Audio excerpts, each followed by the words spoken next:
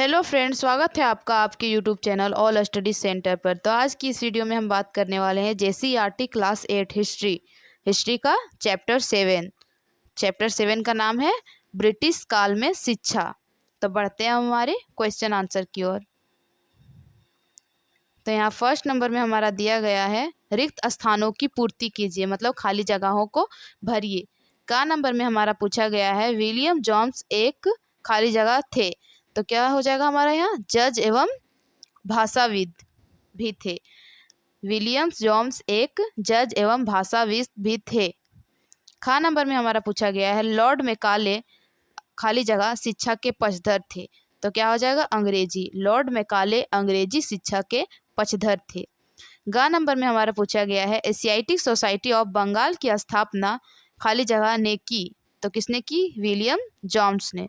Asiatic society of Bengal की स्थापना William Jones ने की। घा नंबर में हमारा पूछा गया है वुड डिस्पैच खाली जगह ईस्वी में जारी किया गया था।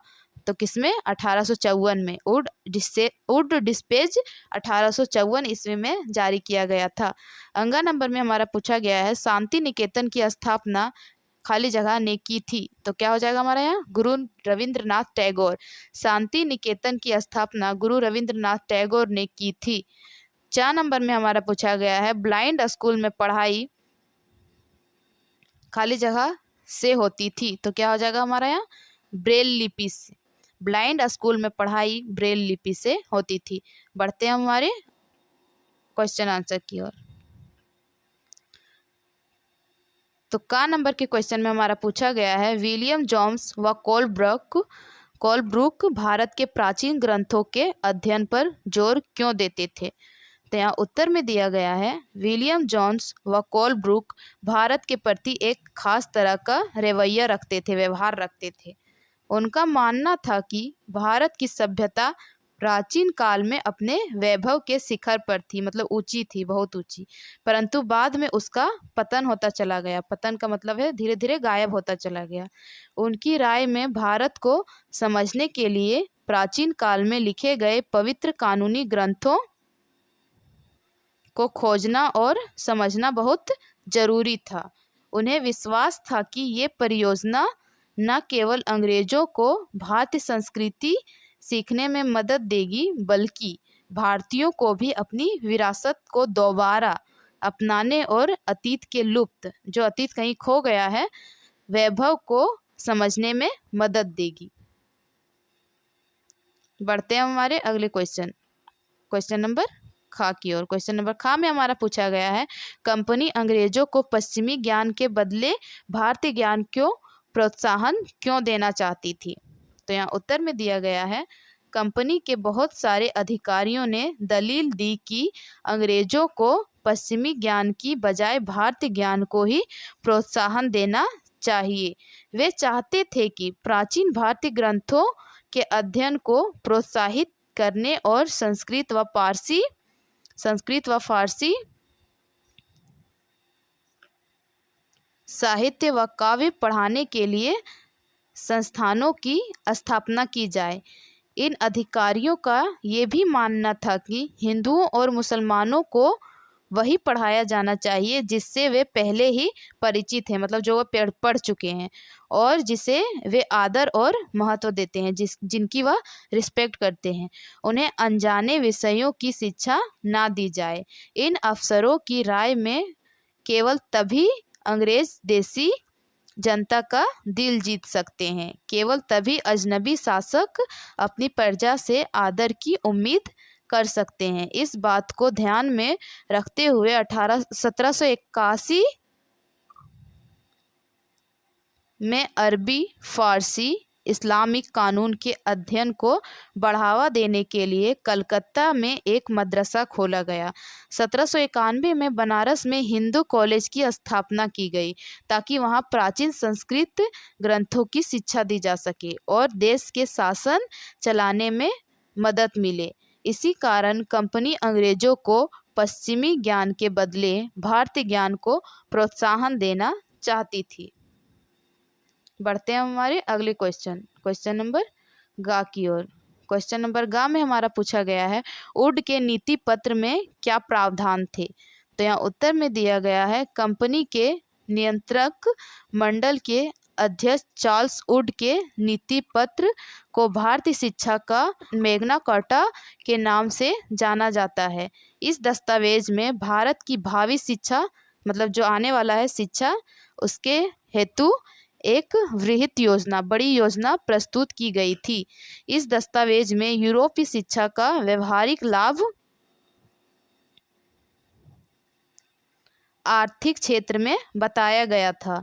उसके मुताबिक यूरोपीय शिक्षा के माध्यम से भारतीयों को व्यापार और वाणिज्य के विस्तार से होने वाली लाभों और देश के संसाधनों के विकास का महत्व समझाने में मदद मिलेगी।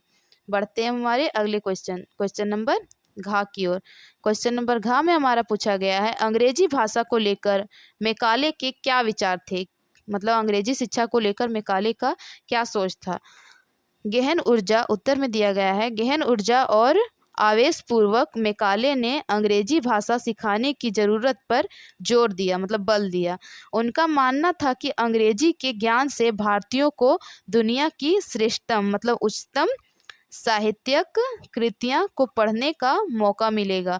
यहाँ के लोग पश्चिमी विज्ञान और दर्शन के क्षेत्र में हुए विकास से अवगत हो पाएंगे, मतलब जान पाएंगे।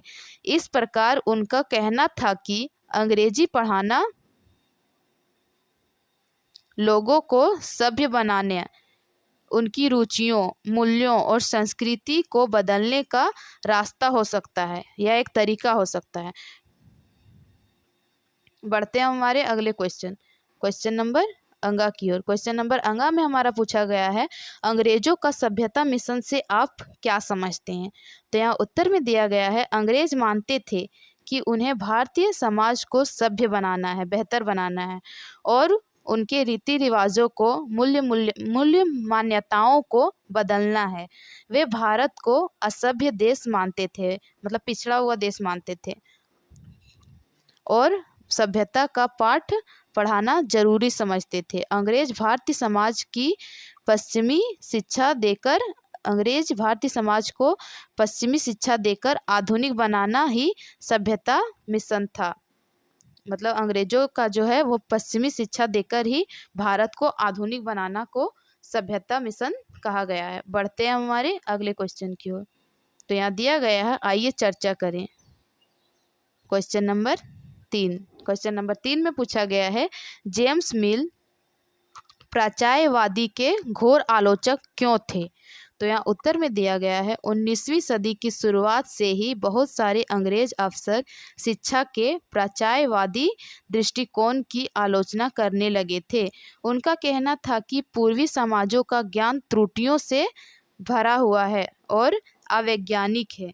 उनके मुताबिक पूर्वी साहित्य अगंभीर और सतही था, इसलिए उन्होंने दलील दी कि अंग्रेजों को अरबी और संस्कृत भाषा व साहित्य के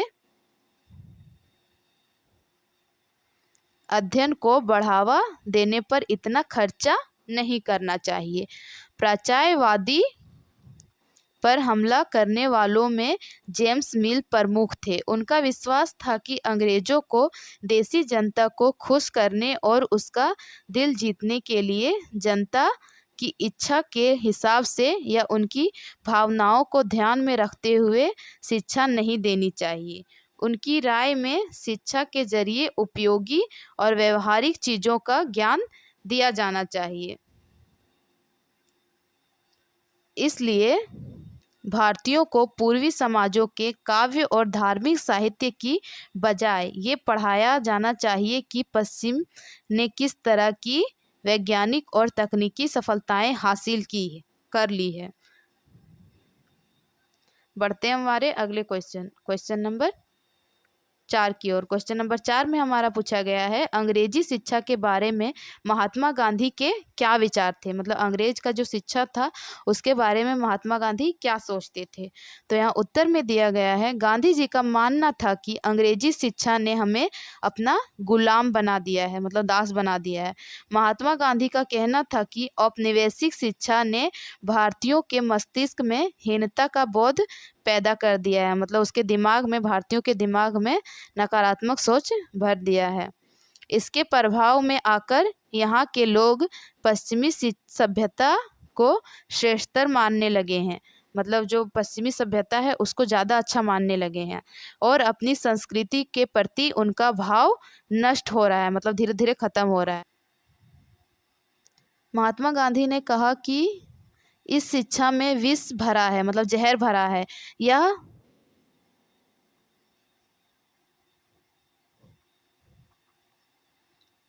पापपूर्ण है।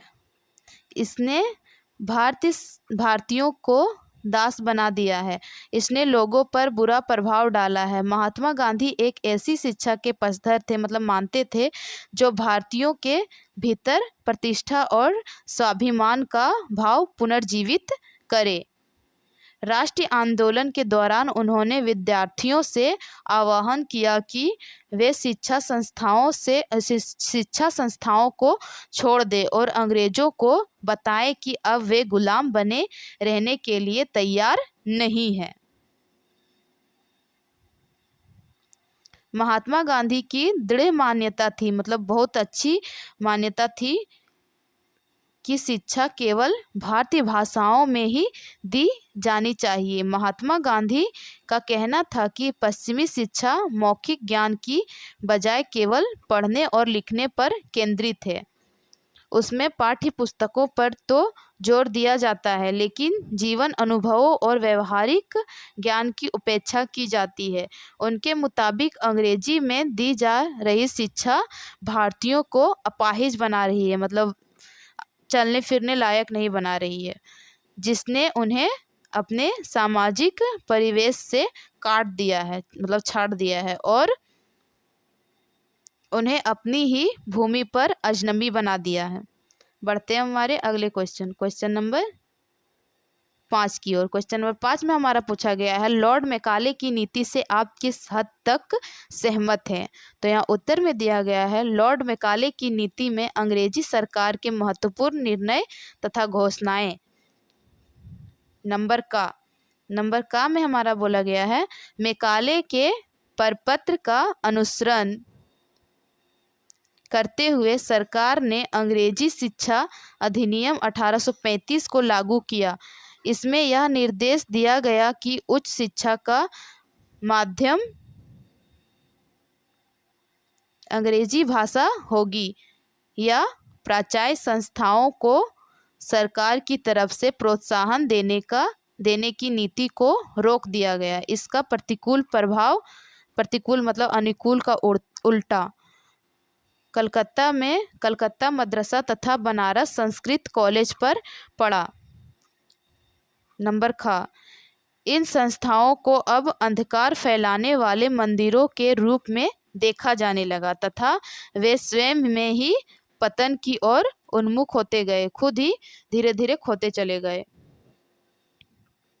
नंबर में हमारा बोला गया है, स्कूलों के लिए अब अंग्रेजी की पाठ्य पुस्तकें सरकार द्वारा तैयार की जाने लगी। इस नीति से हम सहमत नहीं हैं, क्योंकि लॉर्ड मैकाले की नीति से भारतीय शिक्षण संस्थान बंद होते चले गए। इन संस्थाओं को अंधकार फैलाने वाले मंदिरों के रूप में देखा जाने लगा। थैंक यू हमारे इस वीडियो को पूरा देखने के लिए। प्लीज़ चैनल को सब्सक्राइब कीजिएगा एंड वीडियो को शेयर कीजिएगा। इस वीडियो से रिलेटेड अगर आपके पास किसी तरह का कोई डाउट होगा तो प्लीज़ नीचे कमेंट करके पूछिएगा। Thank you for watching me.